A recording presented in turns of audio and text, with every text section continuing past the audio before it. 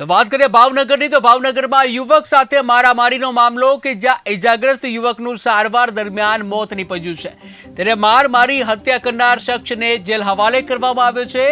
જન્માષ્ટમીના દિવસે મિત્રો વચ્ચે બબાલ થઈ હતી, જ્યાં પરપ્રાંતીય મિત્રો વચ્ચે પૈસા બાબતે મારામારી થઈ હતી, ત્યારે યુવકનું મોત થતાં હત્યાનો ગુનો દાખલ કરવામાં આવ્યો હતો। બોર તળાવ પોલીસ સ્ટેશનના ચિત્રા જીઆઈડીસીનો મારામારીનો એક બનાવ ગઈ 25 તારીખે બનેલ, જેમાં બનનાર સુરેન્દ્રકુમાર રાજભર બંને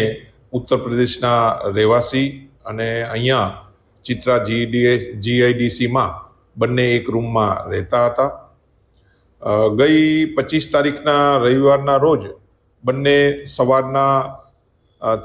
સવારથી જ એ લોકો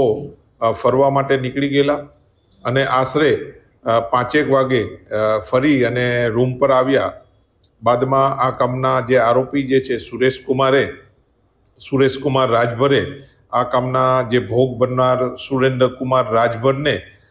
પૈસાની માંગણી કરી અને બંને વચ્ચે બોલાચાલી થઈ, જેમાં ભોગ બનનારે ગાળો નહીં દેવાનું કહેતા આ કામનો આરોપી સુરેશકુમાર રાજભર ઉશ્કેરાઈ અને પાસે પડેલો જે લાકડાનો ધોકો આ કામના ભોગ બનનાર સુરેન્દ્રકુમારને